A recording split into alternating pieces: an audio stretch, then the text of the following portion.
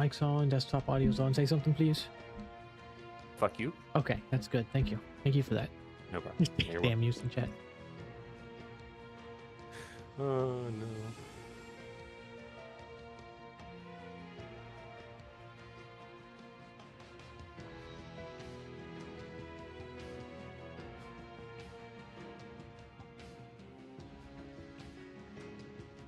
Dimitri.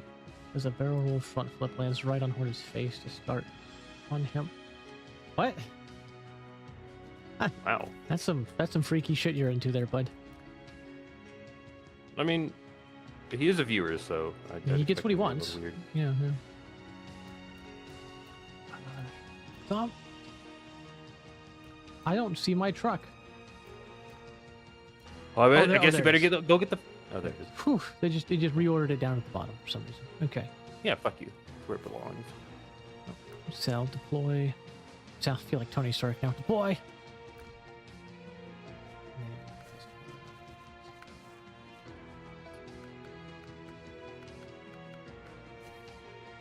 After all that fuel I gave you to, Yeah, well, I got to bring the slow truck so that I can not run out of fuel. get fucked. Do you consider daytime, Tom? Why ever would we want daytime? Oh, Dimitri fixed it, and it's so he can start on me, not part, or start on me. Okay, thank you. That makes more sense now. I appreciate that, Dimitri. I wish Abigail were here to see you and your degeneracy. Filth. Daytime. Tea time. Here, back to testing the water, start tracking, back to my medium fucking planks. Which will take forever. Forever. Don't help. I am having an aneurysm. Don't crash, I've heard it helps. Thank you, Allied. Yeah, Allied is right. You know, should Allied's, listen to Allied. he's a very smart person. You know, if I'd listened to him more often, things would probably work out better for me. Yeah, honestly. So, Allied, how's Allied and Dimitri? How's school going? Anything fun? Oh no.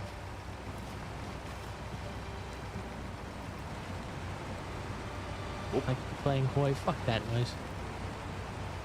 Fuck that. Well, I mean, look, you weren't here for my U5 stream, I don't think. So why would you be here for Hoi? No, you don't deserve it. I think he showed up for the U5. Did he? didn't Oh. I think he did. That shows you how much I pay attention to viewers. I know. Yeah, I don't believe you. You Piece weren't of there. shit. You weren't there, Allied. You weren't there. Don't gaslight me. You love being gaslit. Well, You told me just yesterday yeah, you should gaslight me more on stream. That's what you said. and I ought to record these fucking input sessions I have with you apparently about how we stream. Yeah, you probably should. Okay, Zom. Next time we stream, I want you to be more racist. Yeah, Got it. I can yeah. do that. Yeah. Oh.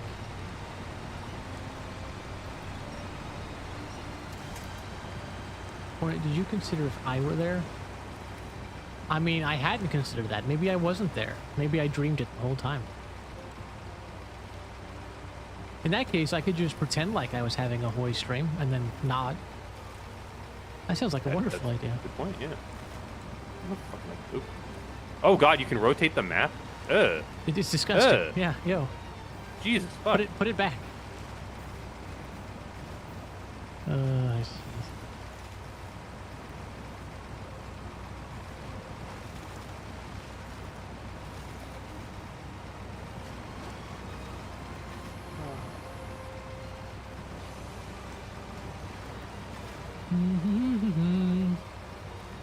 What a day, Zon.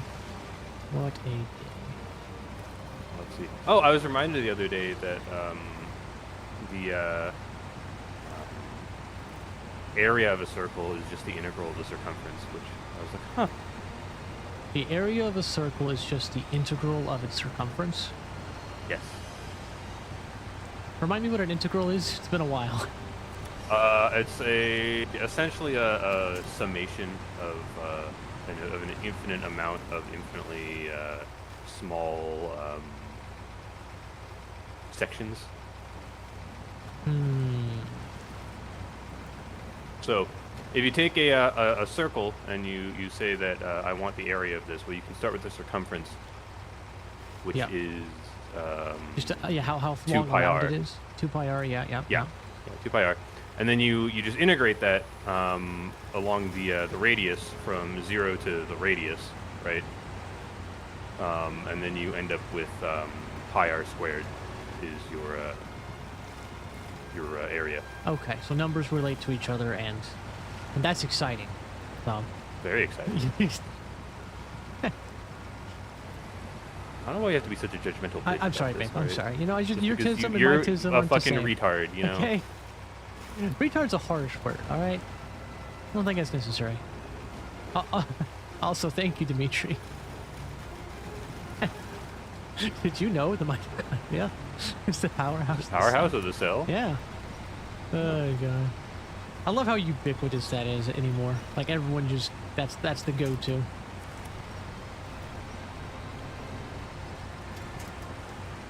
Yeah, come on, girl, get out. There you go. There you go. God, I really enjoy going back through here and doing the same thing again. I think you're getting what you deserve. I'm getting what I deserve for having an AMD graphics card instead of an NVIDIA. Yeah, imagine not buying an NVIDIA card. Fuck you. In my defense, I did buy an NVIDIA card, and then they sent it back. They told you to go fuck They yourself. told me to go fuck myself. I'm really with my bank that fucked me. Yep, That was frustrating, to say the least. that was very funny. You were so close. You were on the verge of greatness. I was. The same wonderful timing that allowed me to get a 90X or a 9800 X3D also fucked me, because that's right when the graphics card, what do you call it, generations were changing. Yep. And so, yeah. Nope. I got all excited when you brought up fucking circle bullshit, thinking you were gonna have another topic for us to discuss, you know? We could talk about math. I mean, I could keep No, going with really. why that happened. We really don't have to, though, okay? Are you sure? I mean, Yeah. I have a lot of math knowledge. And you do have a lot of math, Expound upon. I mean, I went through a lot of math in college. but consider all my meth knowledge instead.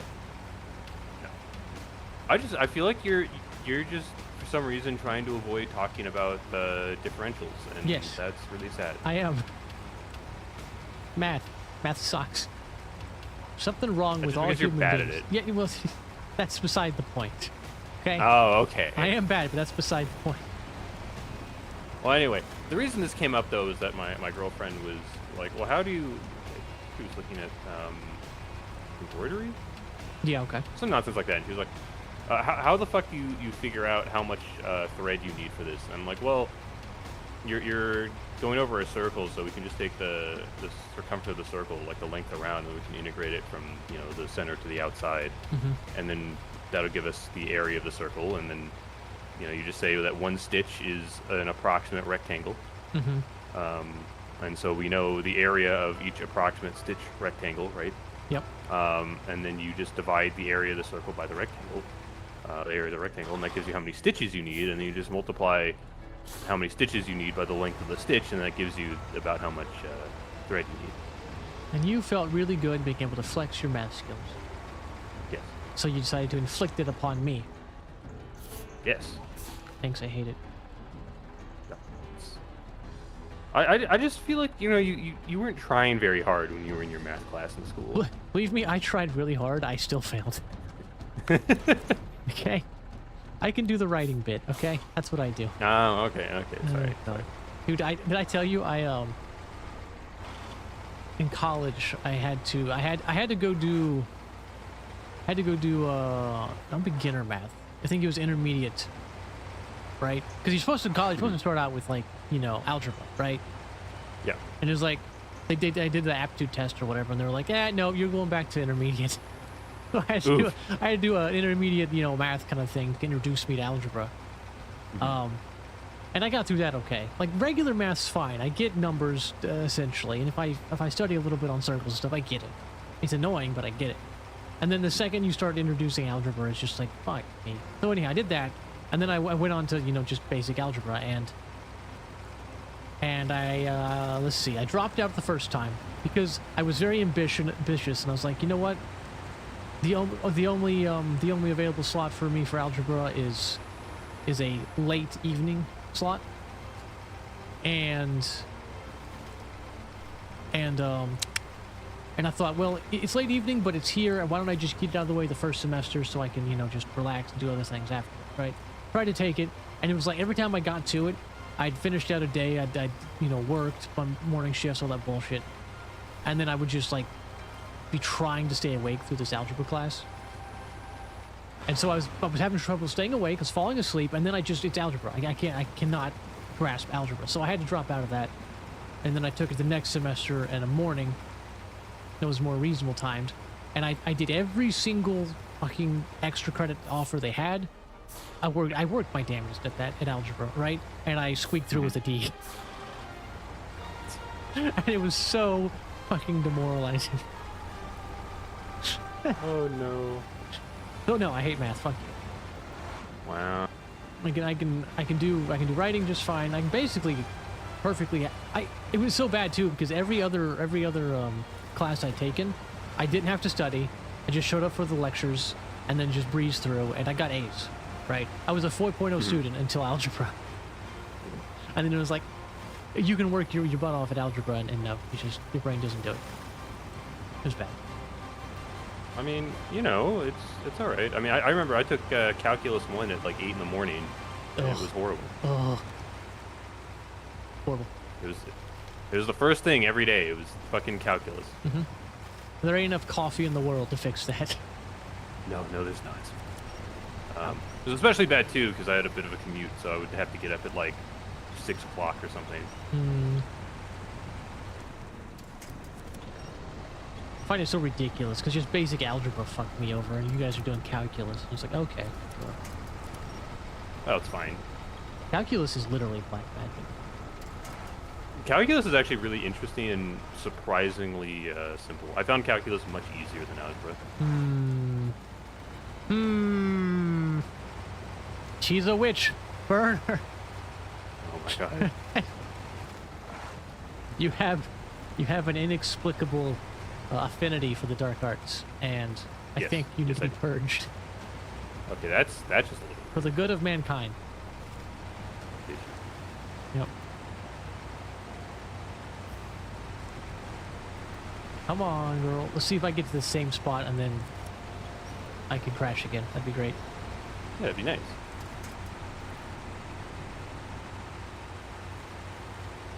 My girlfriend was like, "Oh, I can be smart. Fingers don't have muscles." No, I'm aware of that. That's more the martial arts training shit. Okay. We want to know exactly how the fingers work, okay? It's important.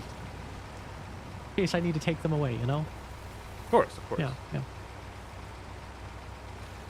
Oh, that is actually cool to think about, though. It always always fascinates me.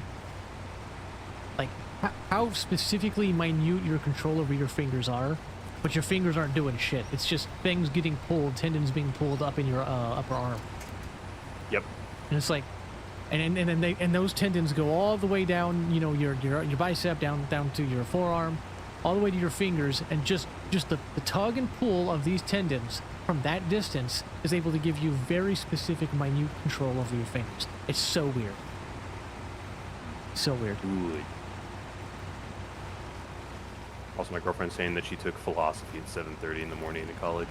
See, I've been fine with that. I actually enjoy that kind of shit, though. Like, it's a nice, gentle way for me to wake up. Especially if it's the teacher talking about it. It's like, okay, the burden of trying to figure out the connections is off of me, and I can just kind of enjoy it, you know? Yeah.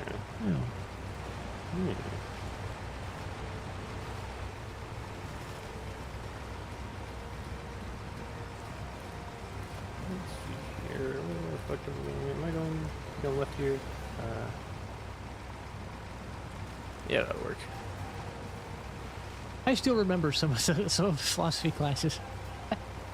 Oh no. There's so much. I don't know. I enjoy that kind of, I guess, thought experiments and shit. So they stuck with me. Remember,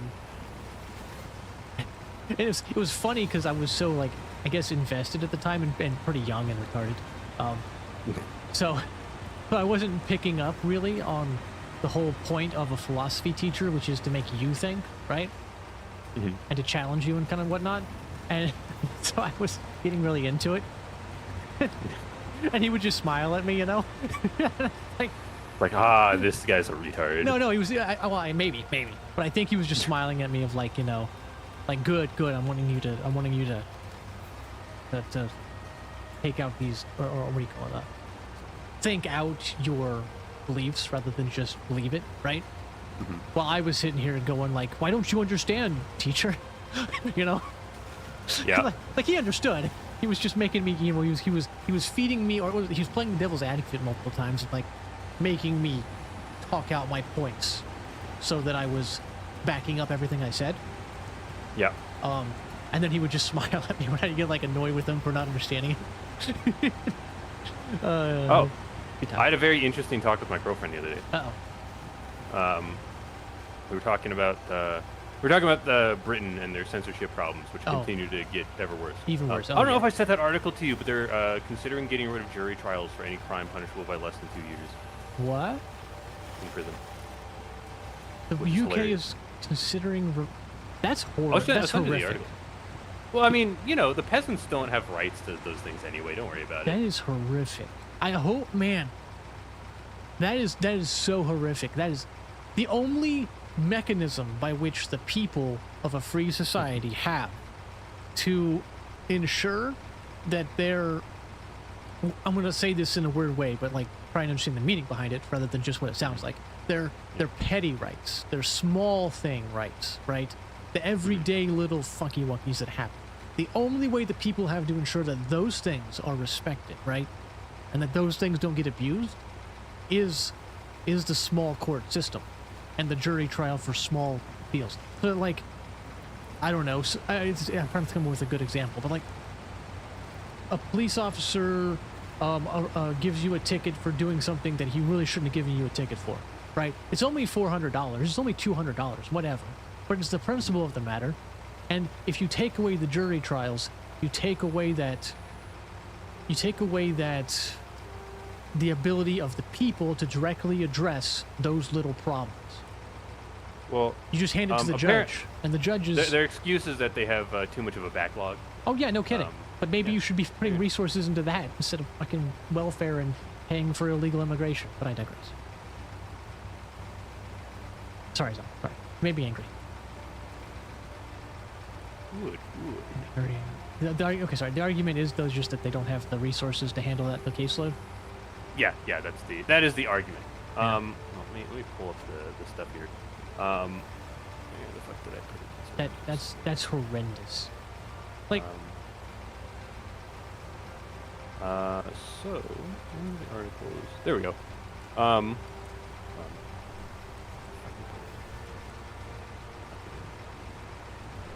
Anyway, completely and totally unrelated to that, definitely. Okay. A IT consultant was arrested because he took some pictures of him shooting a firearm here in the United States on a vacation. That I saw. And he came back. You posted that. He came back. They talked to him. They were like, no, it's fine. We're just talking to you. And then they came back the next day in the middle of the night and arrested him. Like after 10 p.m. apparently. Yeah. I mean, to be safe, right? You wouldn't want to arrest him while you're talking with him and have him disarmed standing in front of you. You want to come back at night. Yeah, when your neighbors won't fucking see, right? Oh, so you can just dude. Oh no, is the stream okay? Is that just on my end? Is this? Everything looks healthy here so far. Okay, probably fine. Just my end. That's ridiculous. So anyway, I'm sure those two things are completely unrelated, by the Yeah. way. You know, whisking someone away in the middle of the night, like the NKVD, and also getting rid of jury trials for exactly those offenses. Yeah, that man no longer gets to appeal to his peers for relief against the government. He only gets to appeal to the government for relief against the government. If you can't see the problem with that, you're retarded. So, anyway, that all brought us to the conversation of, well, we started talking about free speech and whatnot. Okay. My girlfriend essentially posed the question of, okay, well, how do you determine what is acceptable as a restriction on speech and what isn't, right? And so that, in the sense of like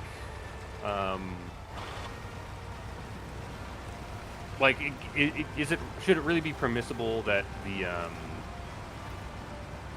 the government can make you get a permit to speak at the park, right? Or like, you know, should incitement to violence actually be an offense, Yeah. right?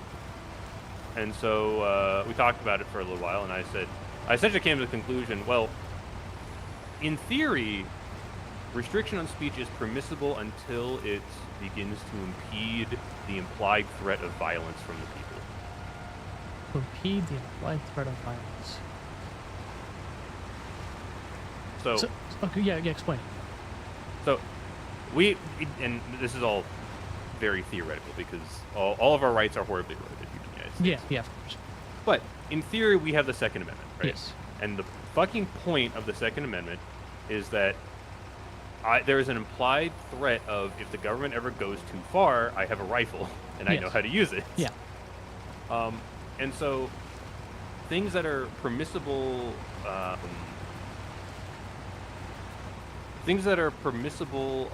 restrictions on speech tend to be things that do not meaningfully impede my ability to project violence should I deem it necessary.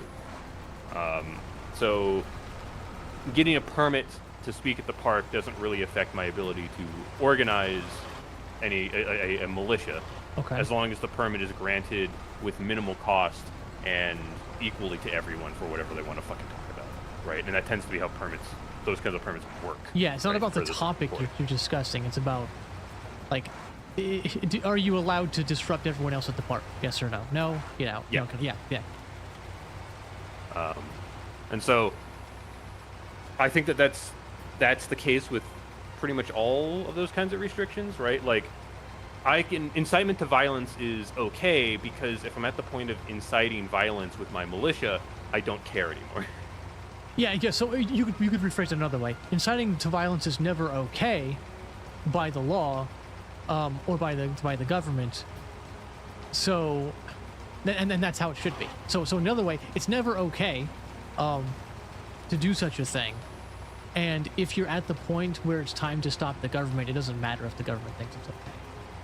Yeah, exactly. That's as long as the government isn't preventing you from choosing to go to them, they should never be able to do that. Yeah, exactly. So Yeah. like, it's perfectly acceptable there because it's like, okay, well, if I've decided to incite violence against the government, that's because, well, it doesn't matter anymore. Yeah.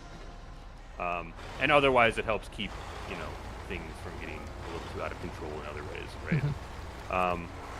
And so, but that's an important distinction there, is that, like, the UK has taken everyone's guns away, and that impedes the implied threat of violence. They've removed the final recourse of the citizens. Yeah. Yeah. And so, all of a sudden, all of these issues that may even not necessarily be issues in of itself in a freer society, like some of the restrictions on speech, Yeah. not all of them, but some of them, are suddenly a problem because there is no... Because there is no final recourse. Yeah. We've reached the point where the the government... citizenry has no check on the government. Yeah, we've reached the point where what the government says goes in the UK, and the citizenry cannot make a definitive statement against it. The best they can do is protest and then get punished for the protest. Yeah, exactly. So, like, for instance, slapping someone with a speech violation for saying something spicy online is a problem because it prevents, you know, something like the effective organization of a militia, potentially. Yeah. Like here in America, I can say something spicy online, and if the government tries to do something about it, I have choice. Yeah. And it's like, I don't know, but I kind of view it's interesting the way you think about the rights and their inherent connection to violence. What did you say? Like, remember how you said it, because I'm not necessarily saying I think you're wrong per se. I've just always viewed it very differently from a different perspective. You said that rights are something. What did you say rights were in relation to violence? You could. A restriction on a right is okay as long as it doesn't impede the implied threat of violence. Okay. Or another way, I want to see if I can rephrase it if I'm still correct. The restriction on a right is okay unless it impedes the citizen's ability to violently counter it, I guess. Mm-hmm. As long as it doesn't impede their ability. Let's put it that way. It's not about necessarily the act of violence, it's the ability to do it if they choose. You can't impede the ability. Okay, all right. Oh, good. So I'm trying to think how I've always viewed the correct, I guess the correct usage of or the way that. Oh yeah, no, that's the question. The line. Where's the line of what can the government? What is it? What rights?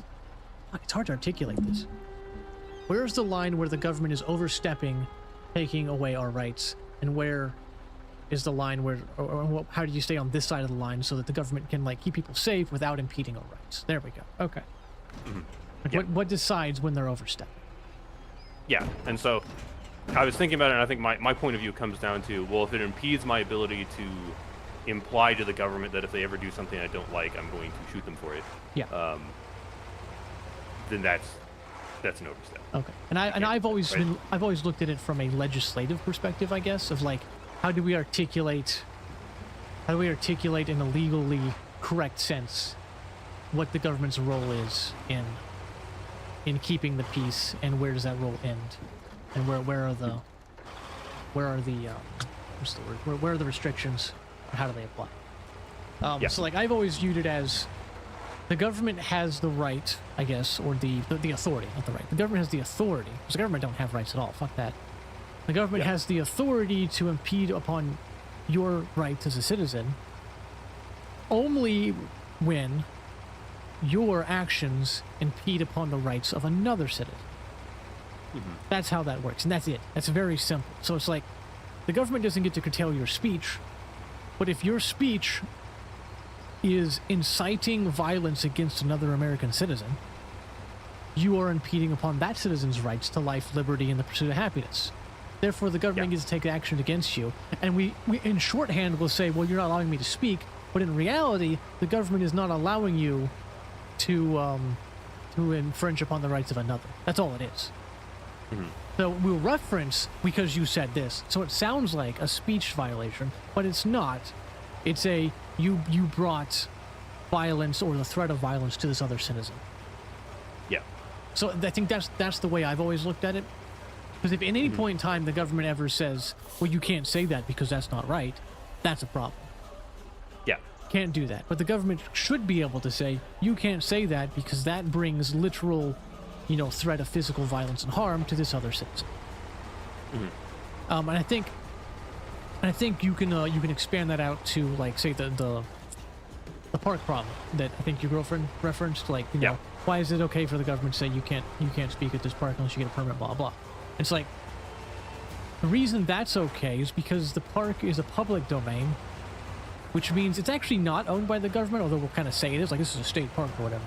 But what that actually means is it's owned by you, the taxpayer. Mm-hmm. And not just you as an individual, it's owned by the collective taxpayer, which means all taxpayers have to have equal access to this park. And if you just walk into the park and start preaching your ideology, you're going to disrupt a whole bunch of people who probably don't want to hear it. Yeah. So in that very immediate moment, you the speaker would be impeding upon the rights of the other park goers who have equal right to that park as you do. So you have to either get a permit so that they can let everyone know ahead of time, hey, at this certain time, so and so is going to be at this park doing this thing. Show up if you want to. Don't show up if you don't want to hear this bullshit. Blah blah. They have to so they can give that out. That's where that right is derived from. It's not from the government saying, we own this park, you can't be here unless we say so. It's from the government saying, everyone owns this park, you don't get to monopolize it. Your stance is, at least when it comes to the First Amendment especially, is more the government as a moderator. The government is supposed to be a moderator that protects us from each other, and that's it.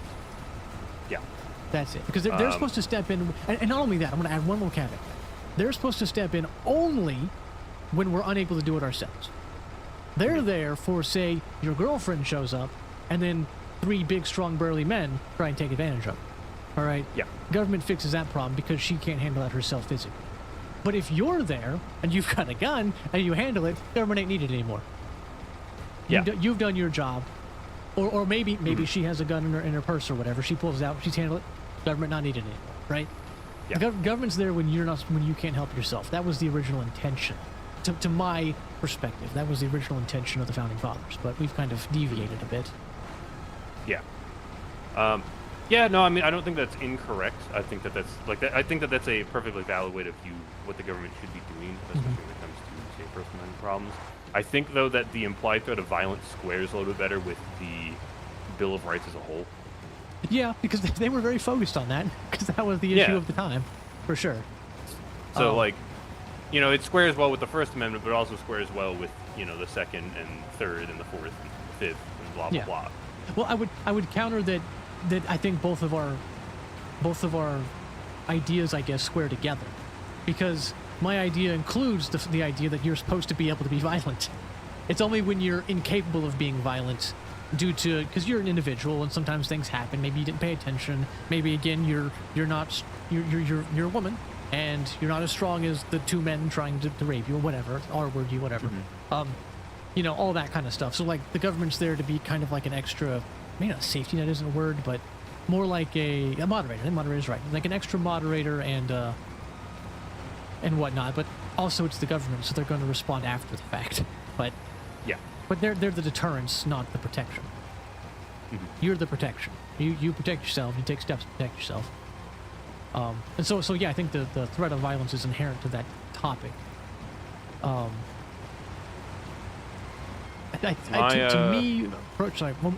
me, approaching it from my angle, I think is more palatable to the average modern American, which is a little distasteful, but I think you have to work with what we have. Yeah, my girlfriend is bringing up the problem with your view is that you're retarded. I mean, yes, of course.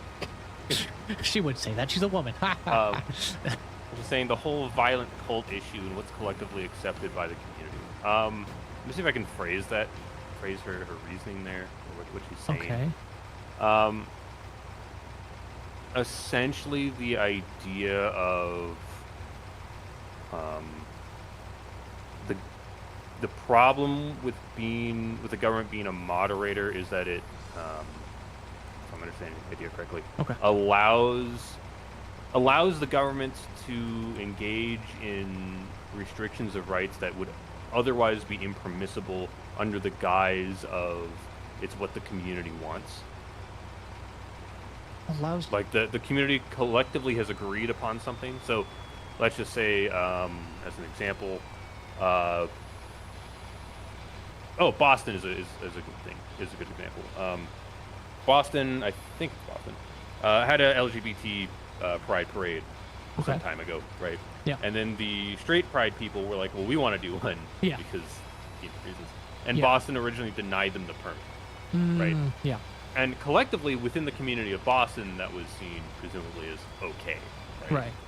And then the Supreme Court came in and was like, well, no, you have to grant it equally. Yeah. You can't give one a permit and not another one. And so the issue is that the moderator thing doesn't work because it allows the curtailing of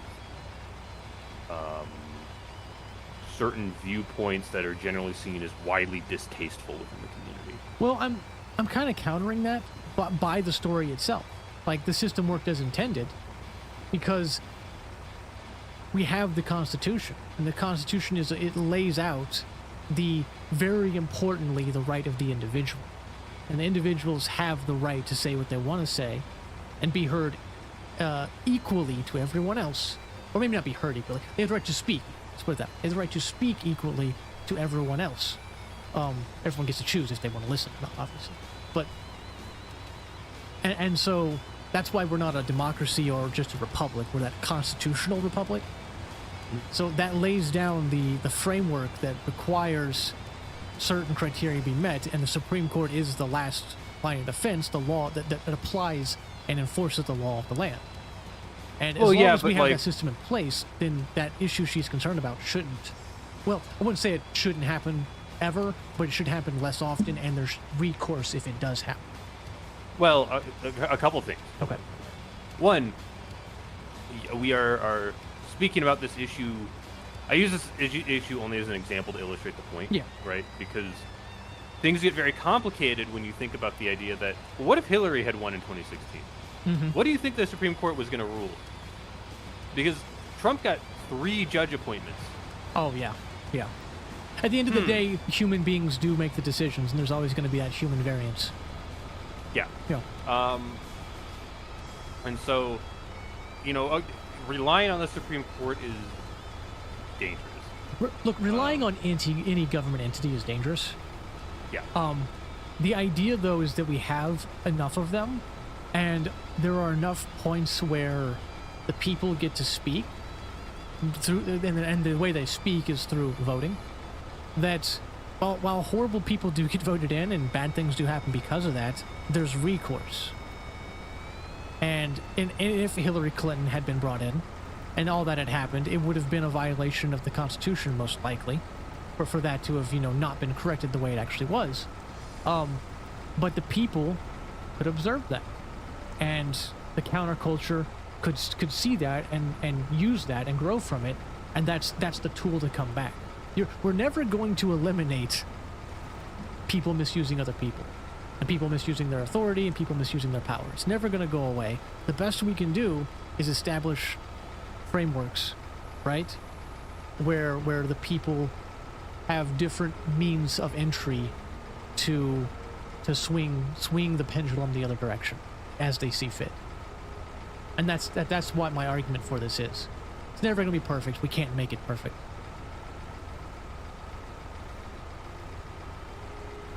But I think that addresses it the best way it's going to be addressed.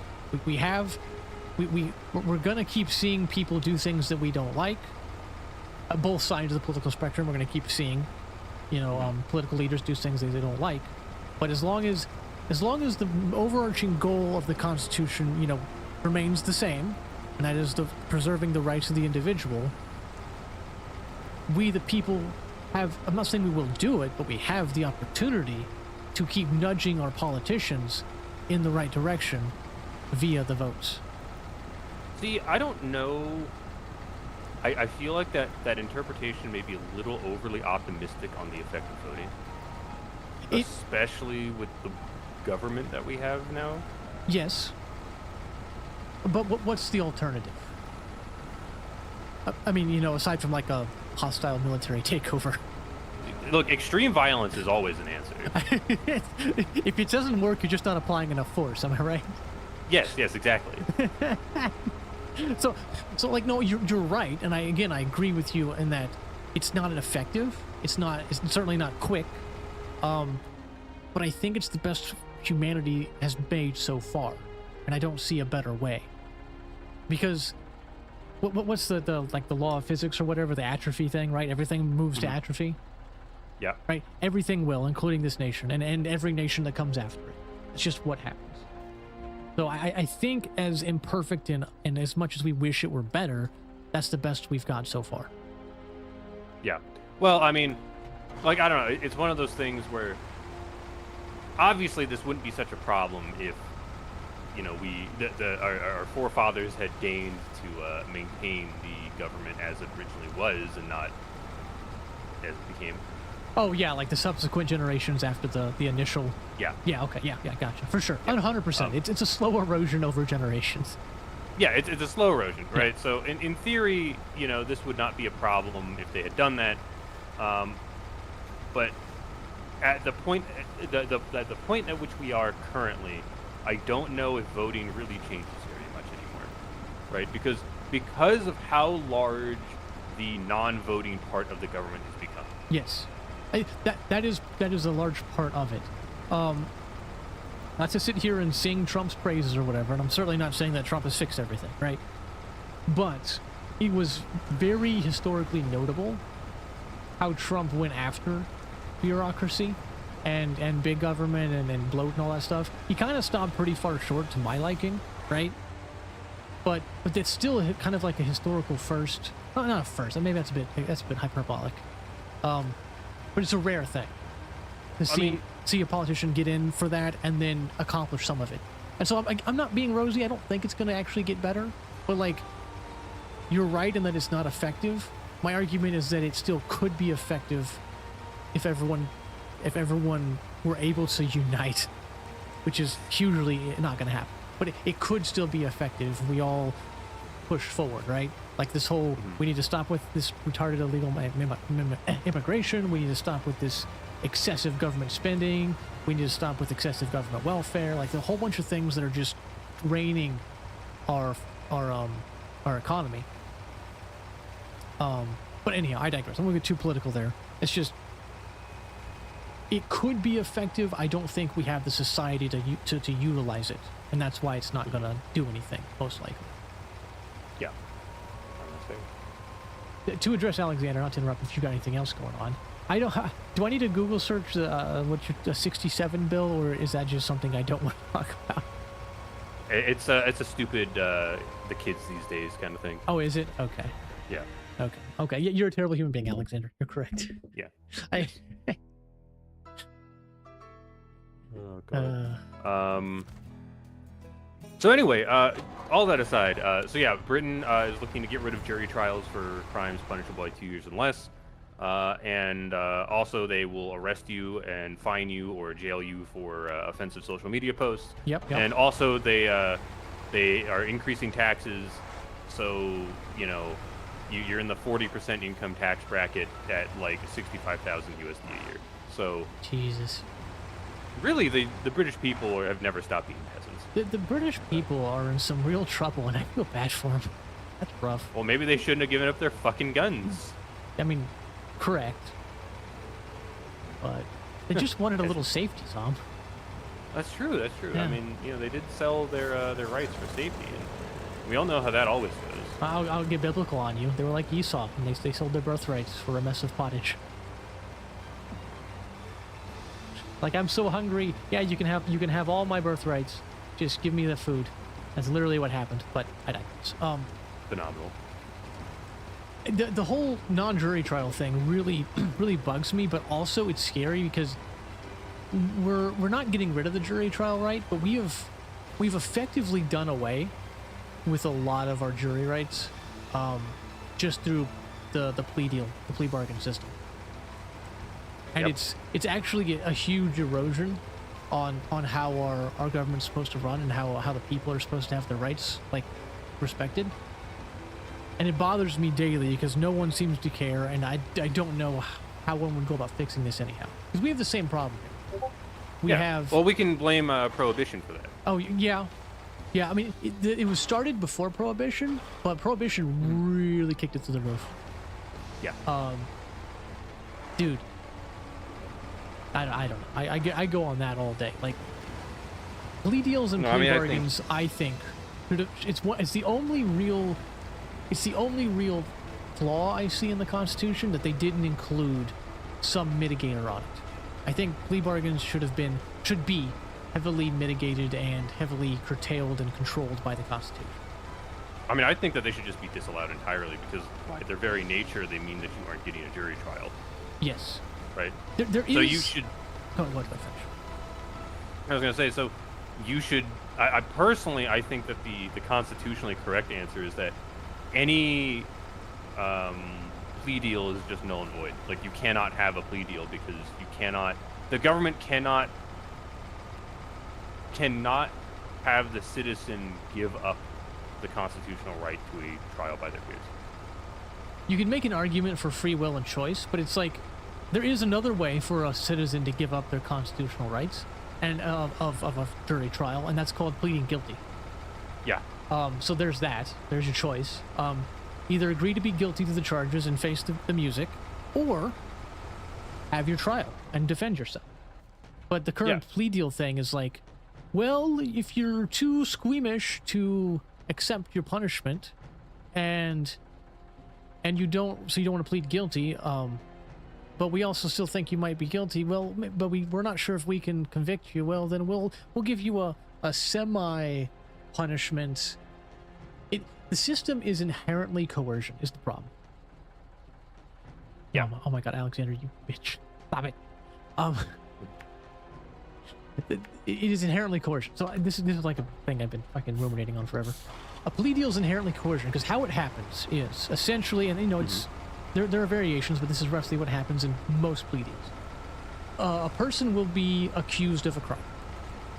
Yep. And then the prosecution will take the investigation from the local police department and the detectives and all that, right? And he'll look at all the evidence that is brought. And if he has a slam dunk case, right? If he has all the evidence he needs, I can prove this person did this thing. Then he'll go to trial, and he'll convict the guy in the trial, or he'll hope to. He'll try to, right? Yeah. And there we go. Justice hopefully is meted out through the jury. If the prosecution looks at that, he looks at all his evidence and he goes, I don't know if I can convict this guy. He will then. He has several options, right? Option one is he can release the charges. We don't have enough. We can't convict this guy. We can't prove he actually did this crime. We just think maybe he did, and we're gonna let him go. He can do that.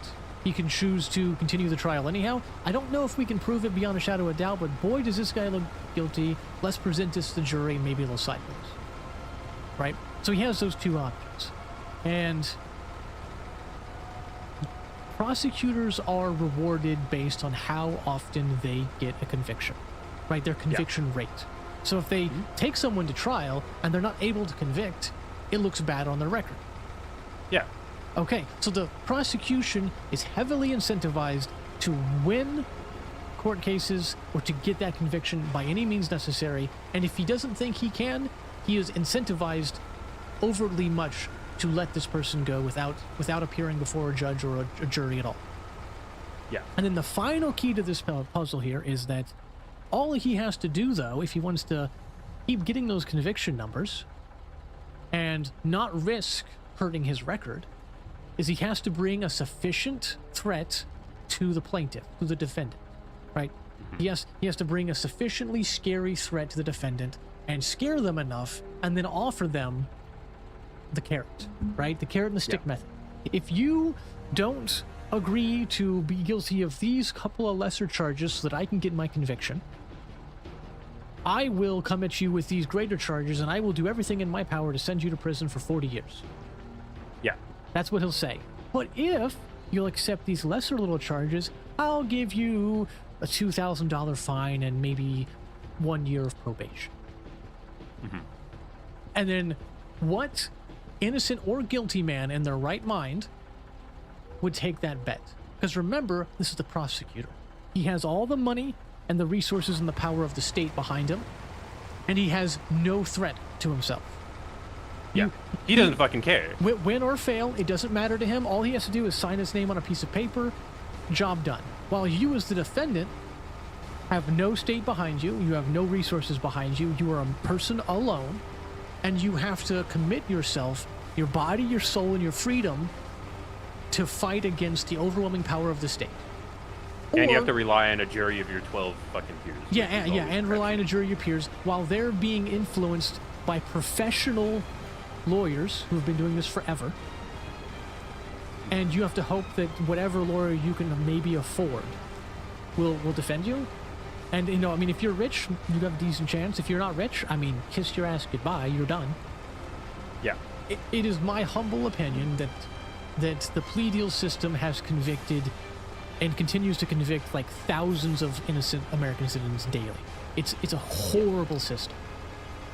And that's my only real gripe with the Constitution, that plea deals weren't at the very least addressed. Something should have been done. I don't think that it was... Plea deals were a thing, just to clarify. They were a thing before... They actually started in English common law. And they were a known thing. They just weren't as nearly as popular during that time. So they might not have assumed they were going to be a problem. I feel... I get the sense that they presumed it was... That they were thinking of it from a point of view of... Why the fuck would anyone, not want to have a jury trial, right? Yeah. Especially when I feel like at the time you could probably, especially if you were known in your community, I feel like they felt that by guaranteeing a trial from your peers, you could be confident that if you were just getting railroaded by the state, your peers would be like, I know this fucking guy. Yeah, peers He go, doesn't that do ain't shit." right. that ain't right, yeah. And that's ugh, I'm having a germane moment. That is honestly quite fair. Society has changed a lot since then, unfortunately. Yeah. Well, it's like the same thing as, I can't remember what the original number was, but it was like the House of Representatives was supposed to just keep growing with like one rep per whatever 35,000 people or something like that. Yeah. And that worked great right up until it was like, okay, the House of Representatives is like several hundred representatives now. At some point or another, we have to stop expanding it because at some point it just becomes a mob. It's literally too much. Yeah, it's too many people. You can't have a productive discussion with that many people. The whole point is that it's representatives, not the people themselves. Yeah. And so I feel like it's the same kind of thing there, where it's like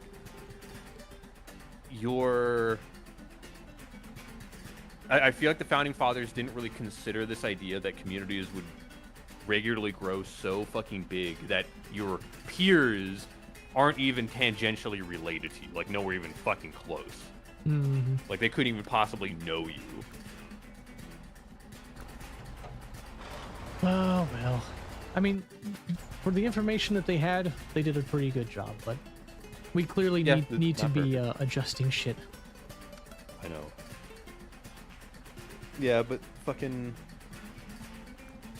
plea deals are garbage. Like, you should not... The government should not be allowed to coerce you into giving up your right to a trial. Yeah. And frankly, I think that would make the government a little bit less incentivized to pass all the laws that they do when it comes to criminalizing things, because then there's no way for them to unfuck a horribly backed up court system aside from spending the money to build more goddamn courthouses. Yep. Which is really fucking expensive. Why can't and not something we do very much anymore. Yeah. Jeez. Why can't I select Packing Nightmare? Off topic. Have we not like found the mission yet? Oh, I just have to. Oh. That was the one that was just unlocked. Oh. Thanks, babe. Fine, babe. Bitch. Fuck you. Hi. You're a slut. Oh, well, I mean, only because you like it.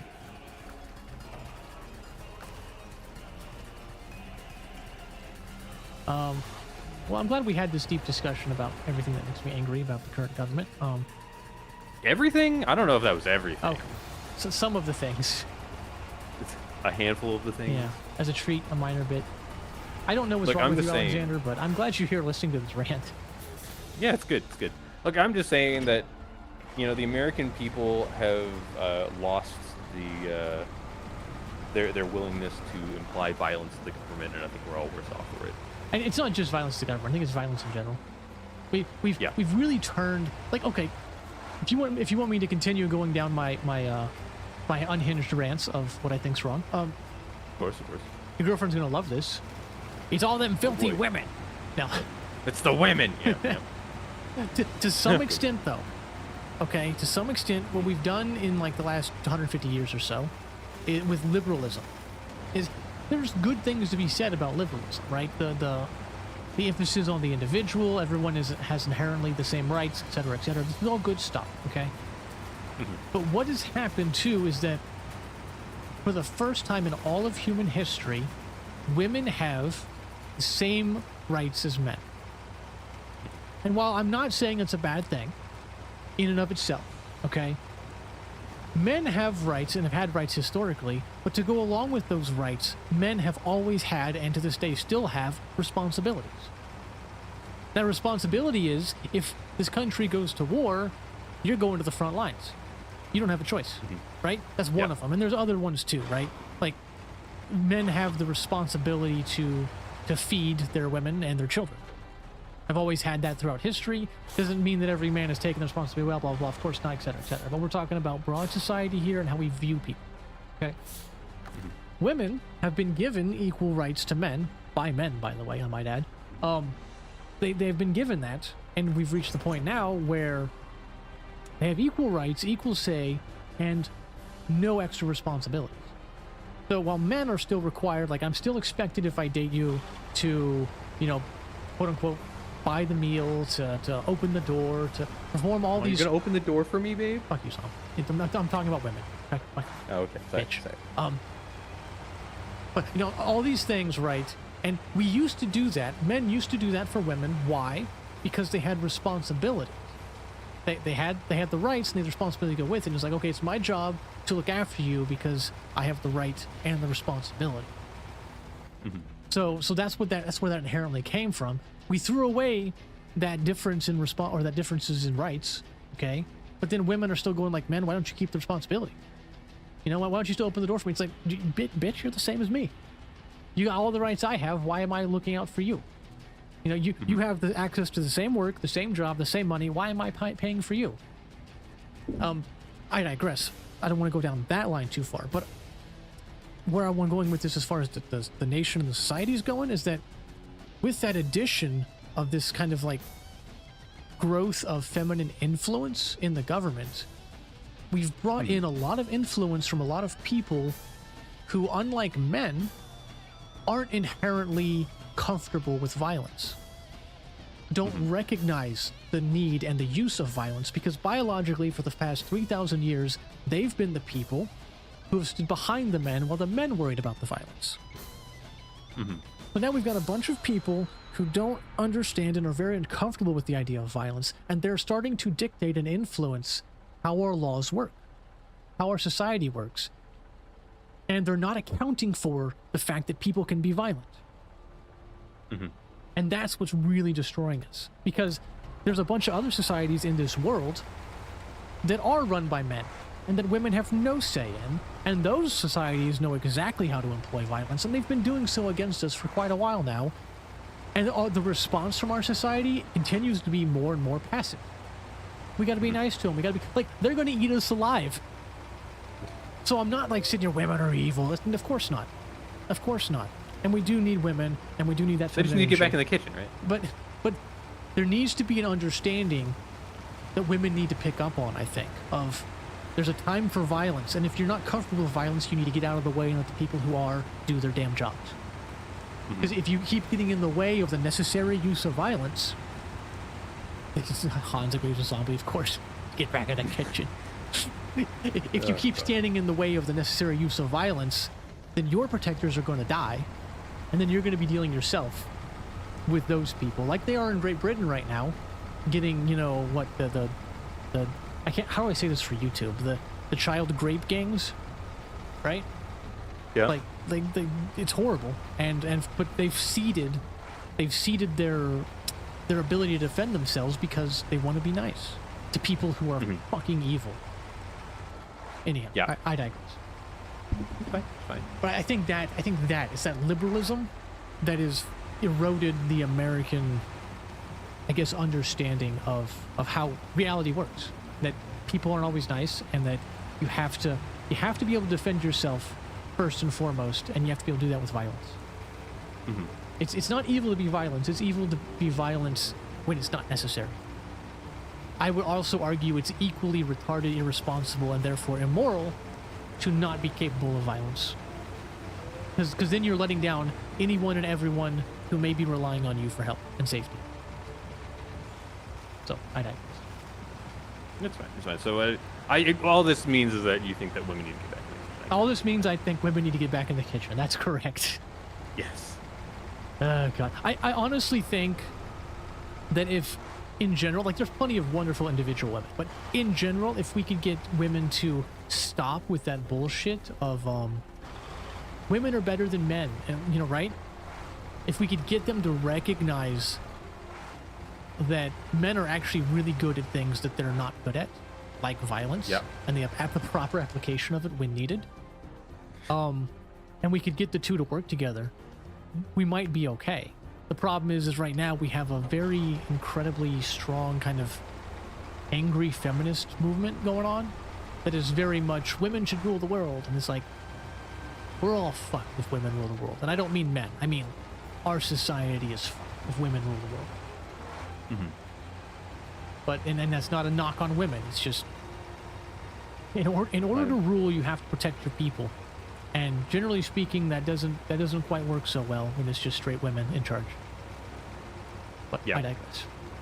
I'm waiting on the response here from my girlfriend. Yes, she's going to tell me how evil I am. It's great. Well, you are evil, yeah. Yes, of I mean, course, of course. objectively. Yeah.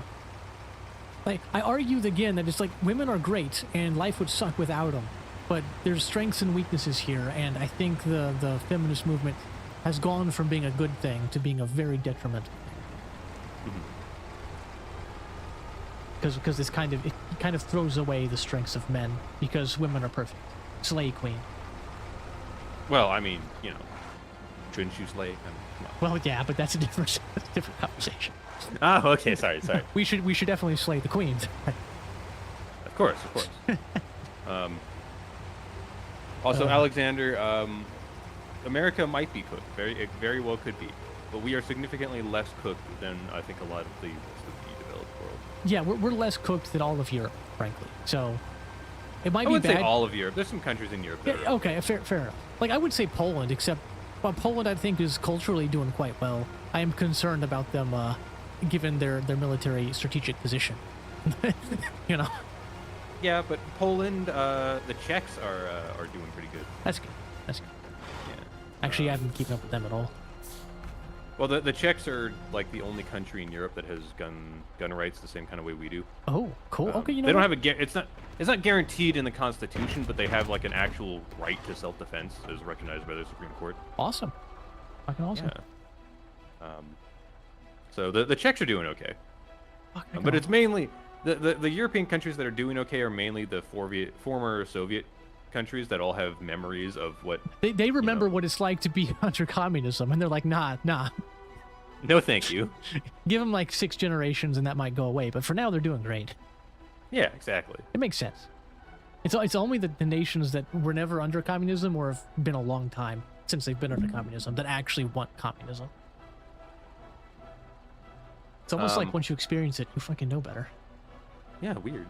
Okay, my girlfriend says, I mean, I agree with the last point as, like, the feminism has gone too far, quote-unquote. Okay. But, like, hurt people, and, like, violence is indiscriminate. I don't think that it's bad to be wary of something that's indiscriminate. Oh, no, well, okay, not to call her out. Okay, you're about to call her out. You're going to call her a stupid bitch. Stupid Yeah. bitch. Where'd the indiscriminate come from? I maybe I portrayed myself poorly here, but under no circumstances ever should violence ever be indiscriminate. And if someone is being indiscriminately violent, that shows immediately that that person can't be trusted. Violence Yeah, like, is, I am indiscriminately violent. yeah, but Saddam's a piece of shit. As we all know. But I just believe violence is a great problem solver. violence isn't inherently noble or inherently bad, but it is inherently necessary. And it's not noble to abstain from violence. So- it is noble to abstain from indiscriminate violence. That's bad. But I digress. Go ahead. She is asking, how do I know that any given person is a good person? That's a hard one. I don't think there's a canned answer to that. Like, that's a judgment call you need to make over time.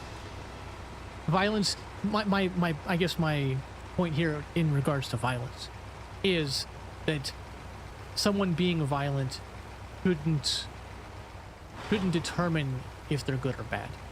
It's why they were violent, to what extent they were violent. It's the totality of the circumstances around their use of violence that should determine whether or not it was good or not. Mm-hmm. Yeah, I think that's the way to put it. Fair enough. Because I think it's Jordan Peterson. I'm trying to think of how he put it. Oh, you're invoking Jordan Peterson. The man says a lot of really smart things. How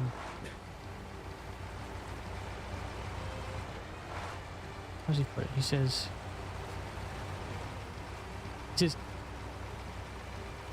violence, I think, or it's the capability of violence that is, I'm paraphrasing him poorly, the capability of violence that is voluntarily held in check is a noble thing, and it is like, it is the height of masculine purpose, right? That's what men were born to be. If they're healthy men doing their job right, they were born to be capable, proficient at violence, but voluntarily hold that in check until such time as it's needed to protect whoever, wife, girlfriend, son, daughter, family members, nation, friends, etc. Right? That's like the ultimate purpose of a man. And the current kind of feminist movement and just liberalism in general shies away from that. I think Christianity too, to some extent. Not to blame the religion itself, but the way people have kind of perceived it. A lot. There's been a lot of emphasis on, turn the other cheek and do good to others and all that stuff. And it's like, there is a time and place for that, and you're supposed to be good to others, but nowhere in the Bible does it say to bare your neck so it can be slit either. And I think we went a bit too far with the whole pacifism thing. So, calling for indiscriminate violence or doing indiscriminate, it's a horrible thing. But there are people who do that all the time. Just go look at Muslims, and I don't want to paint the brush here. All Muslims, there's good Muslims too. Obviously, you need to maintain the individualism viewpoint of that. But the Muslim religion, the Quran, literally states that it is righteous and good to kill the infidel. Literally, what it states. They are the infidel, to be fair. So it's like, you just low-key got the email for mandatory military service. Yep. Well, congratulations for being a man. Don't you feel like you are just part of the patriarchy and you are overtly, what's the word? You have too many advantages. You a lot of advantages. Yeah, you get the privilege of potentially dying for your country without a choice. It's good. Yeah. Good. I mean, thankfully, we keep them limited in their place by making sure they never have to deal with that, I guess. Yeah, I mean, obviously that's always been one of my biggest contentions with women being allowed to vote is not that women can vote, but that they have no... There's no responsibility with the vote. They haven't earned it. You want to vote, in my opinion, you want to vote woman, then you sign up for the Secret Selective Service Act. Yeah, you sign up for the draft the same as me, then you can vote. Yeah. But I digress. Sounds like you're just an evil man. I'm just a misogynist. Yeah, exactly. I think that you're just a horrible misogynist and you just hate women. All of them, including Exactly. I can tell. Trust me. Maybe I articulated myself poorly as far as that, but like the indiscriminate violence is specifically what I'm against. But the only way to stop indiscriminate violence, which happens all the time, is the very capable application of violence by people who aren't indiscriminate. I think that it's not even necessarily the application of violence, but like the willingness. Again, it's the implied. The capability, and both physically and like mentally being willing to do it. Yeah, for sure. It's not that you are committing violence; it's that you are willing to commit violence. Yeah, there are a lot of violent situations that get diffused immediately just because one person is there who is ready to commit violence on behalf of the innocent, right? And it's like, oh, I guess I better not rob this store. Right? Oh, I guess I better not try and grape this person, right? It happens a lot. Yeah. We don't hear about it because it doesn't make good headlines, right? But anyhow. She's saying, I don't know if it's inherently masculine. I think any person who's capable of evil but chooses to be good is the height of laudable. But like, I don't know about the violence being the key. Okay, well, like this is very quintessential. I think the difference. This is why women are stupid. This is why women are stupid.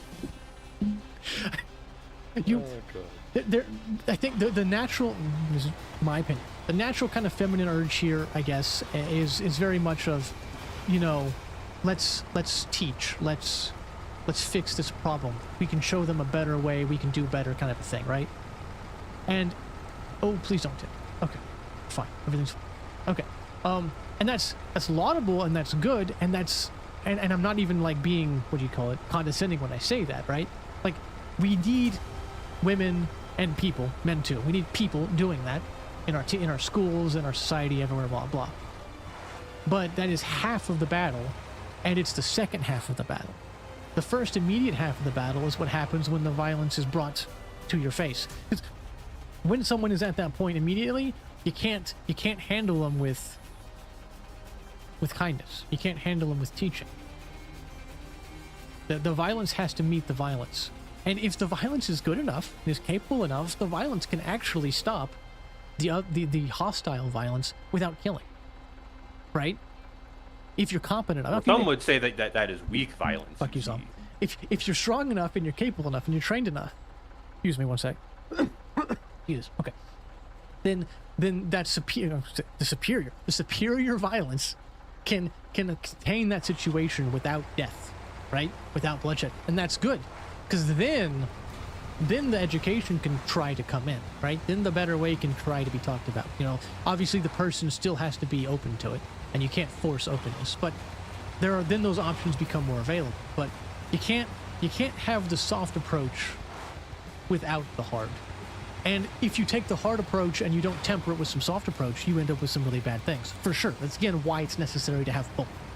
And I do believe, not that violence is inherently masculine, because women can be plenty violent too.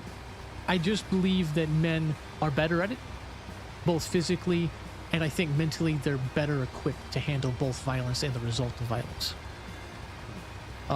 There are specific scenarios in which a woman is terrifying violently, like you know, threaten a mother's children in front of her, and you don't want to be around that because they will completely disregard their own pain and safety to fuck your day up, and that's a difficult thing to deal with. So there's obviously exceptions, but those are specific exceptions. So I will say this makes me want to start a book club. Oh God, okay. Because obviously I'm currently reading through The Art of War with my girlfriend. Of course, good. Yes, very good, very good. We're on chapter 5 Mm-hmm. at the moment. But anyway, that's not really important. What's interesting is that this whole discussion has reminded me of On War, which is also in our need to read list coming up. And On War is the classic Clausewitz piece that kind of defines, especially warfare and diplomacy in the 18 and 1900s, and to some extent even still today. Okay.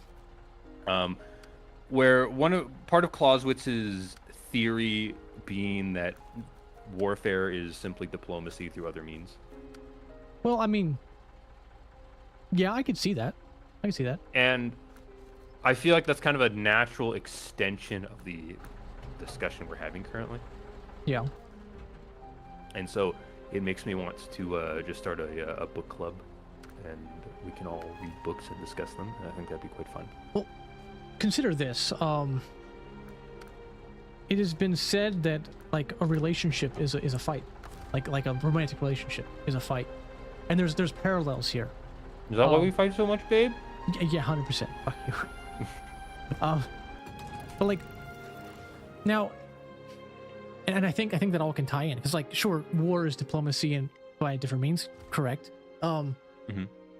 So is a relationship, because what you're doing, if it's actually a healthy relationship, what you're doing is theoretically you and your girlfriend are in constant negotiation, right? What do you want? What do I want? Can we give me what I want today? Can we give you what you want today? How can we moving forward bring ourselves together to a point where we both get what we want? So it's like a kind, if it's healthy, it's a kind and well-meaning fight. But if you don't articulate to her, Zombie, what you want and why you want it, she won't know. Therefore, you have to present your position in a somewhat, like if you're doing it right, in a somewhat confrontational manner of like, hey, this is what I want. And she needs to do the same. And if you two can't have that discussion, you'll just walk past each other metaphorically the whole time. So you have to have some pull and some give and take. And in a weird sense, it's kind of like a battle. It's just done again, healthily, it's done nicely, done kindly. But that's one of the reasons why immediately, very often, you see horrible relationships, and it's screaming and hatred and anger, and then they throw things at each other and they hit each other, but then they come back. It's like, because they both want things from each other and they're not willing to give up on it, but they're not at the place mentally or emotionally to like recognize that they need to give too, or not enough, and it's just blah blah, it's a mess. But yeah, no, I went off on a tangent there because that was interesting. No. So we're gonna have to start a book club. Was what I'm determined. We have to start a book. I want to, but I find myself weirdly having a hard time sitting down and reading anymore. Like Lord of the Flies. God, your brain's been rotted. My brain's been rotted. Like I want to read it, but like I think it's because it's on the computer is a big part of it. Every time I sit down on the computer, it's like, but I really want to do this editing here. I need to be doing editing. I don't feel productive. I need, the edit's right there, and then I need to go do this. I kind of want to play this game, and if I jump on Discord here, I can see what's going on. It's like so much. It's hard to sit down and do that on the computer.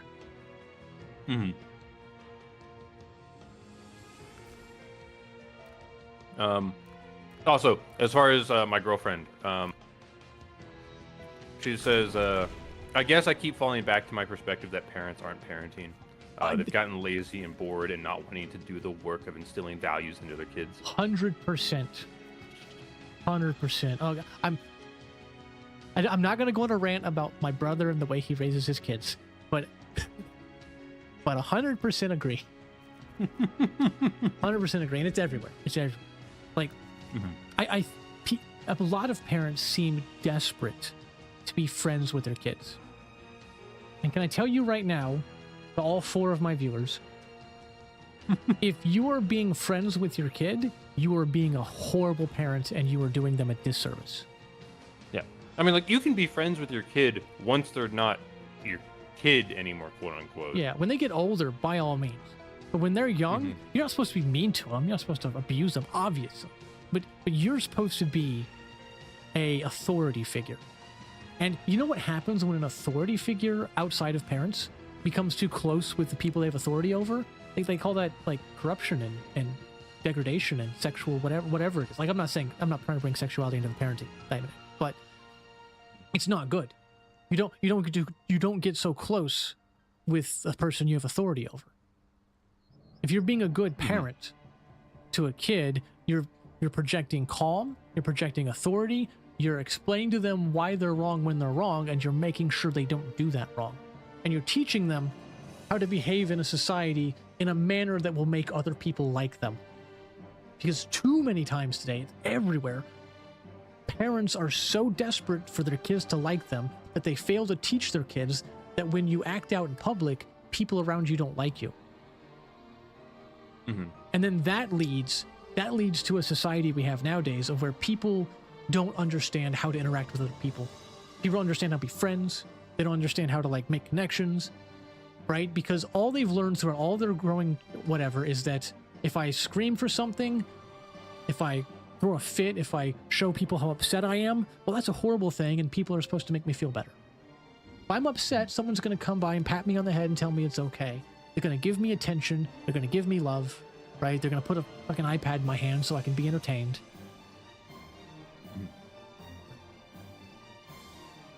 I digress. Alexandra, start a course like every other YouTuber. Oh, God. You know what? If I get like 50,000 subscribers and people want to hear their shit, I might consider it. My girlfriend says, or the fact that that people can't be uncomfortable and handle struggles anymore. Dude, you're supposed, like, uncomfortableness and struggle is how you grow as a person. That's one of my, like, triggers, if you will, or peeves. When people tell me that, like, oh, you're immoral, or you're not nice, or whatever, it's like, how many dead people have you tried CPR on? How many harsh realities of life have you faced? Because I've done more than one. And it's like, you want to sit here and preach to me about being immoral or not being good enough or something, and you haven't even faced reality yet. You've lived in your comfy little life. Like, and it makes me want to explode. It's like, no. You don't get to preach. I get to me. excited too, but please, keep it in your pants. Fuck you, Zombie. Like, you don't preach to people about morality when the most you've ever done in life is, like, felt bad because you didn't get enough attention, I guess. Yeah. Like... See, anyhow. my girlfriend's saying, see, this is why Hornet should be part of the book club. this is see Look, this babe, is I'm telling you. this is fun, Zom. Okay, math is not fun. Math is disgusting. This is fun. Well, maybe if you read the damn book I sent you, we could talk about it.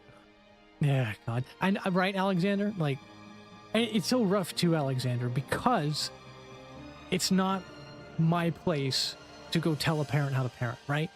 Like at least that's the way I feel. I don't know how true that is, but it's like there's like a sacred trust there, and it's a horrible thing to like interfere with that. But then I'll stare at it still and be like, but you're doing it wrong. But it's like, it's, you know, and so like, it's this weird thing, and I don't really know how to approach it in a way that would be right. And I guess that's one of the reasons why like immediately my knee jerk is like, I don't know if I'd want to start a course or something. But then again, if it's just a course offered and people choose to take it, then by all means. So yeah, the parenting issue is very rough, because also it's like, how would we fix that socially, culturally? How do we fix it? Like, we sure as shit don't want the government to get involved.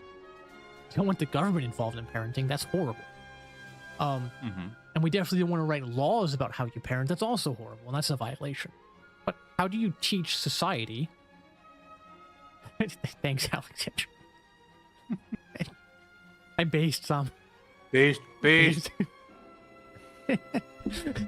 How do you teach society to reorient and value again good parenting without force? And I, because force is bad. I'm not suggesting we use force. Like, the idea is horrible. But how do you do it without violence? That? Fuck you, Tom.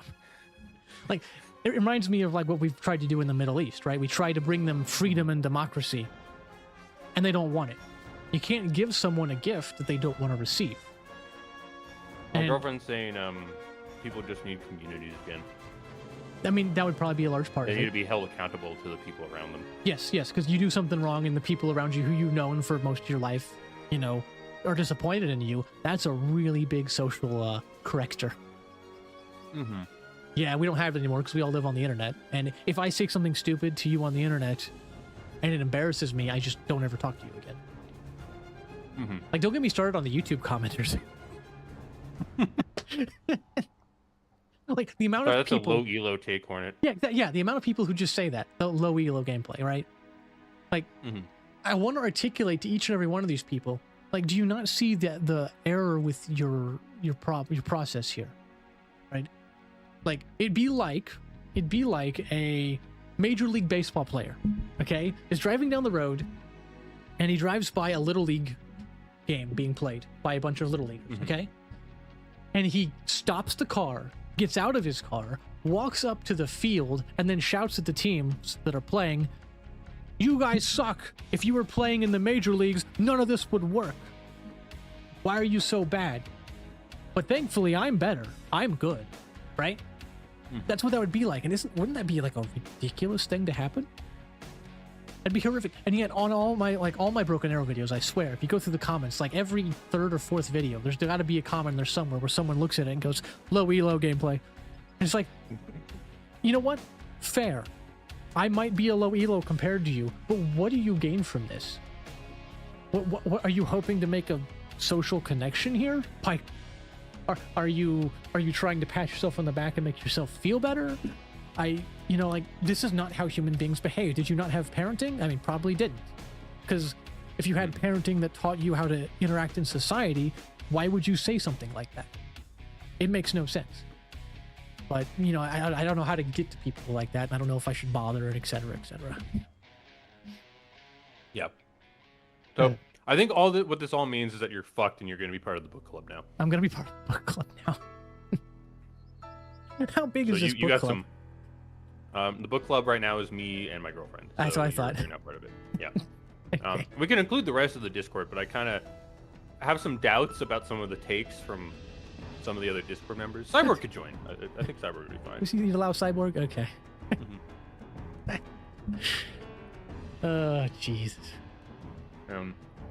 It's hard to have a nuanced conversation, for sure. Like the one we're having with me, you, and then like your girlfriend in absentia or whatever, because you won't fucking talk to us.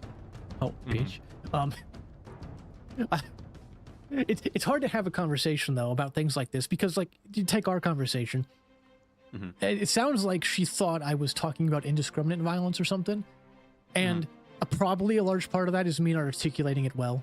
And then probably part of it is also like her more feminine perspective doesn't quite intuitively see my perspective, and vice versa. I don't intuitively see her perspective. So we have to reiterate on some things several times so we both get on the same page. In order to do that, you have to have a conversation in good faith. And people don't have conversations in good faith anymore. It's so hard to have that. Because everyone's like, well, you said this, so that means you meant this. So that's horrible. Like, no, I said this. You understood it this way. Why don't we take a breath and then you try and understand what I meant by that? Because human beings use words differently all the time. This is one of the reasons why it can be hard to have a conversation with someone who's really autistic, right? And I sometimes have trouble with that. You take that back. Well, it can be, because if you're autistic, you tend to be very specific about the meaning of words, right? I know this word means this thing. And then if someone you're talking to says that word, it's hard for you, or it can be hard for an autistic person, I should say, to remove the exact meaning of that word from the conversation and instead try and understand the meaning that the person intends. Because they're different, because language is complex. Girlfriend is saying, no, it's more like, how do you protect vulnerable groups and people who are victims of violence when there are protectors that won't step up? Is that... I'm trying to think like without... talking about What? the previous conversation of it's not like the indiscriminate thing is that she's not saying that you were arguing that it was indiscriminate per se, but that the issue with your line of logic is that there are groups that potentially cannot protect themselves with violence, and if no one will step up to commit violence on their behalf, they're kind of fucked. Oh yeah. And that is, in my opinion, that is the sole purpose of the government. I thought you were going to say, I thought you were actually going to be based and say guns, but I guess that too. Well, guns are part of it for sure, but that would if they had guns and were using them well, that would indicate that they no longer need the protection, right? They're no longer a small group that can't protect themselves. In theory, there's going to be more than just guns involved in a situation. But in my humble opinion, that is the sole, like, no, I don't mean like the government's the only one that can do it. I mean, that is the only job the government should be thinking about. All the government should ever be doing, in my opinion, is looking around for people who cannot defend themselves, either because of who they are, because of, like what do you call it, a minority group or whatever, or because in a particular moment, someone who normally could defend themselves couldn't, right? Someone got shot in the back of the head and never saw it coming, whatever, right? Government should be focusing in 100% on those types of situations and either protecting if they can, and if not, making sure that the perpetrators are punished severely to provide deterrence. That's their job. All the rest of the stuff most of the rest of the stuff the government does I don't like. But they should be focusing 100% on that, and that should be how that's handled. The government should be allowing individuals to see to their own defense to the most possible extent that it can, and then stepping in when they can't. I guess that's the concise way of saying it. Yeah. She's responding, but yeah. So, I mean, I guess we're gonna have to expand the book club, Hornet. I think you're fucked now. I'm in now. You've had too much fun discussing things. I've had it too good for too long. Too good for too damn long. So that means you're gonna have to finish Lord of the Flies and Animal Farm. I have to finish Lord of the Flies in. Yeah, and then you got to catch up on The Art of War. But I've read The Art of War, although it's been a while. But I do have a hard copy, so I can go read it. Okay, good. So you can catch up on stuff while we finish Art of War. The Art of War be better because I can sit down in the bed and not look at the computer and read the book.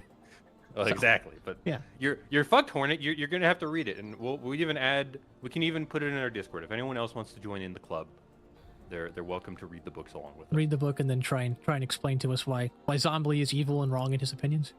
Okay, that's a little rude. Well, look, I'll help. I'll help with that. Oh my god.